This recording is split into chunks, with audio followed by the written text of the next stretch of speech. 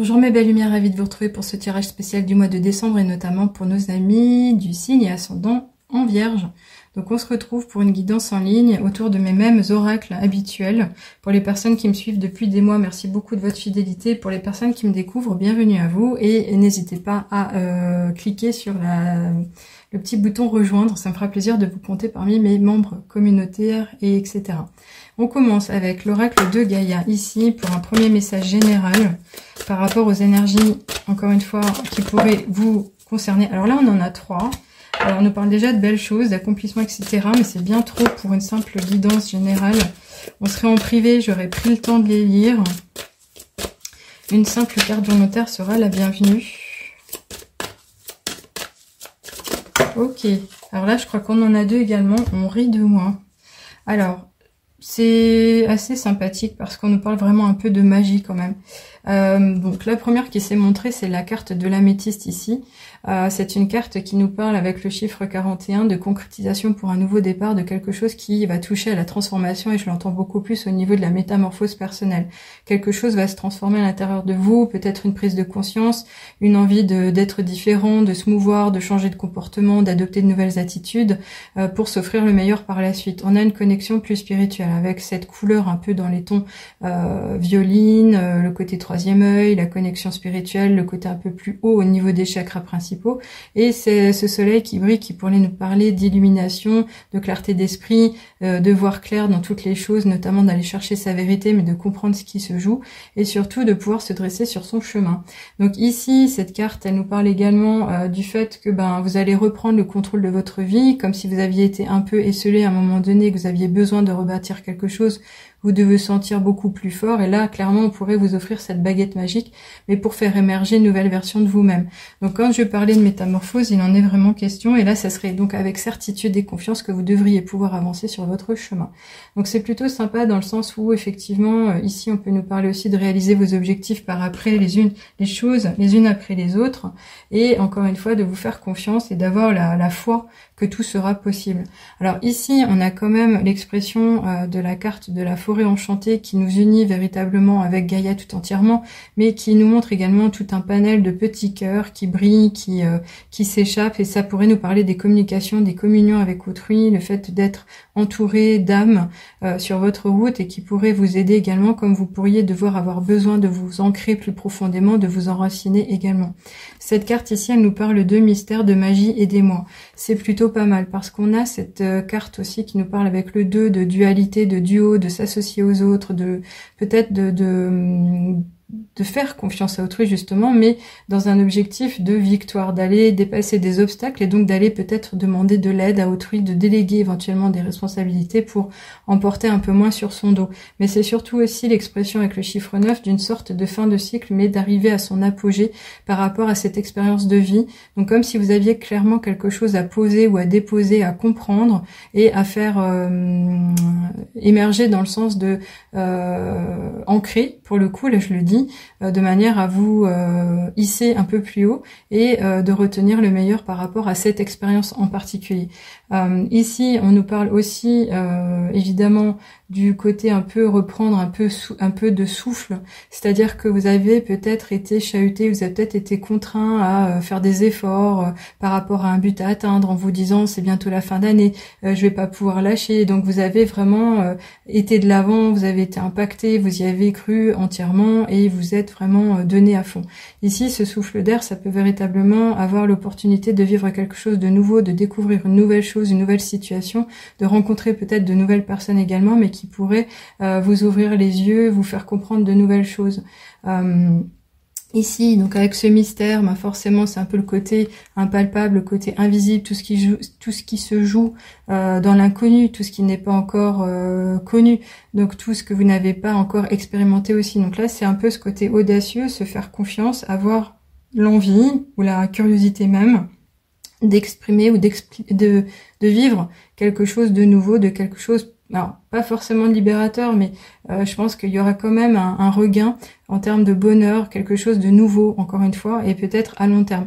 Quand on voit cet arbre, c'est vraiment ce côté ancré, mais on a bien compris que ça se construit dans le temps le fait grandir, et une fois qu'il est implanté, il est bel et bien là.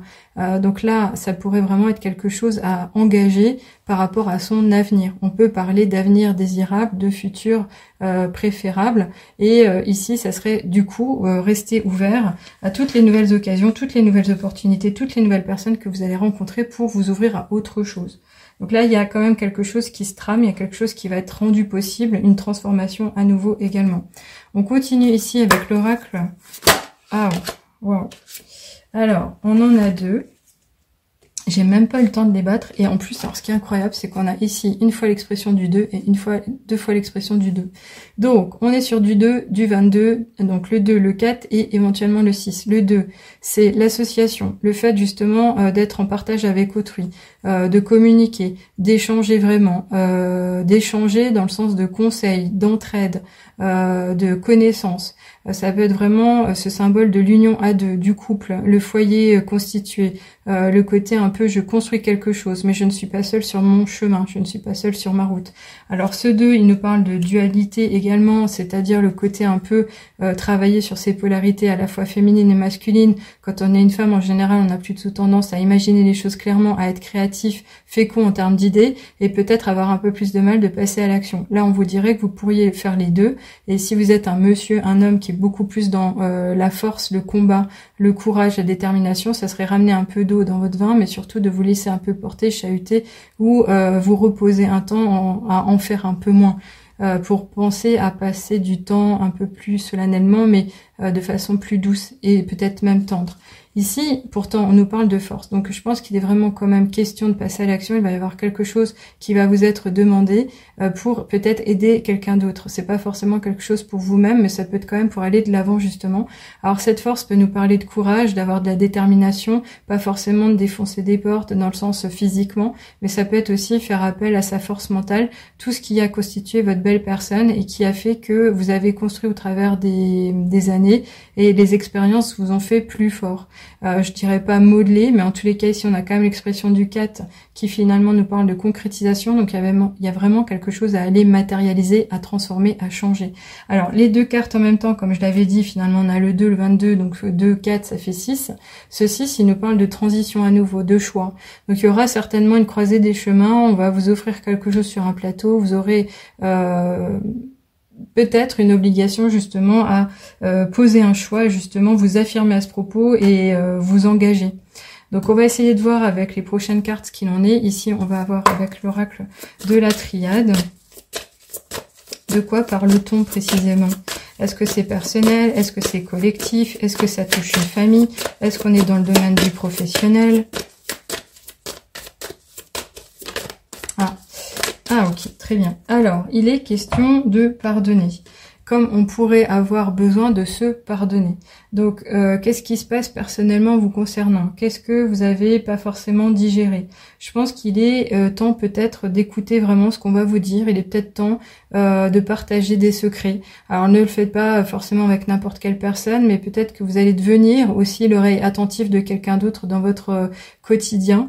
Et ça serait à ce moment-là accepter le geste qu'on fait à votre rencontre et ou au contraire, tout simplement vous autoriser à vous libérer de quelque chose pour pouvoir passer à autre chose. Ce pardon, donc, il peut être vraiment, encore une fois, personnel comme quelque chose à offrir à quelqu'un d'autre pour faire de la place dans son cœur, pour faire de la place dans sa tête, pour faire de la place dans sa situation de tous les jours, de manière à attirer du nouveau, de manière à évoluer, de manière à se laisser porter, à devenir un peu plus léger. Alors c'est facile à dire, mais on voit bel et bien ici qu'il y a quand même cette histoire de drapeau blanc qui est hissé haut, et donc là ce serait un appel à la réconciliation, avec cet effet de purification par le feu, comme on aimerait vraiment laisser partir quelque chose qui a été vraiment frustrant, chahutant, dérangeant et dont on ne veut plus penser ou pour lequel on est prêt à mettre de l'eau pour justement repartir sur de nouvelles bases. Clairement ici, on est quand même dans une idée de, encore une fois, création d'un nouveau monde, d'une nouvelle vie, d'un autre pan de sa vie. Donc voyez comme ça vous parlera. On a quand même ici, je trouve, surtout l'expression d'un homme. Donc c'est ce côté encore viril lié à la force qui vient ici. Donc Je pense qu'il est plus question non pas de force physique, mais véritablement de force mentale pour aller au-delà d'un sentiment d'échec ou un sentiment de culpabilité ou d'un sentiment de ressentiment, pour justement vous apporter non pas du baume au cœur, mais un vent d'air frais, justement, un souffle d'air. Alors, on va voir ce qu'il en est avec le ferry. Peut-être qu'on aura effectivement plus d'informations à ce propos ou d'autres conseils à suivre. Alors, on est en guidance générale, on a compris, donc normalement, on est censé retenir ce qui fait du sens à notre vie, à notre quotidien. Ici, on a deux cartes qui sont sorties en même temps. On a l'expression donc de la tombe en général, c'est évidemment la fin de quelque chose, la fin d'une situation, la fin d'un partage à deux, la fin, encore une fois, d'une expérience de vie sous un certain jour. Et ici, on a l'expression des communications possibles, commérage, des ragots à votre rencontre, ou notamment des messages au travers des réseaux sociaux. Mais ça peut être quand même des signes qui vous seraient envoyés par, non pas le Saint-Esprit, mais les guides spirituels qui pourraient vous entourer, des êtres bienveillants du ciel, comme des anges, des archanges.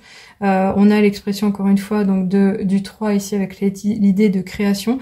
Et ce 8 ici, en général, pour moi, c'est vraiment la notion de l'équilibre, quelque chose à mettre en place pour l'avenir par rapport à l'infiniment grand, pas forcément l'infiniment petit, mais le côté abondance également.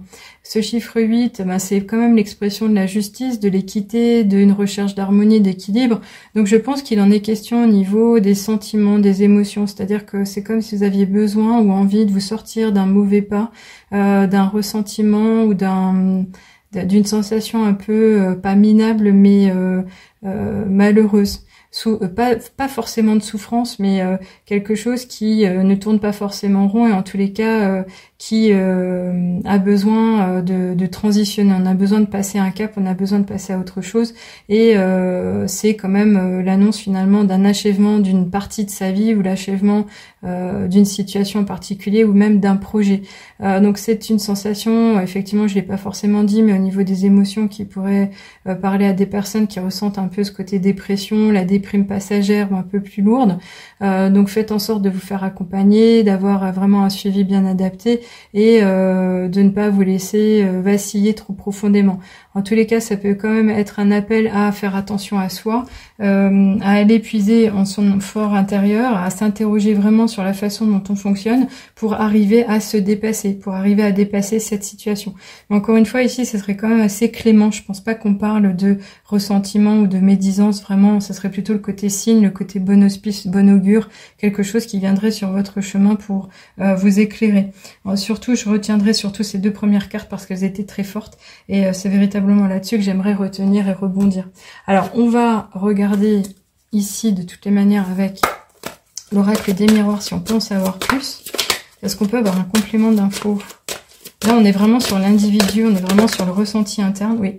Alors, on a avec cette carte ici une triple interprétation possible.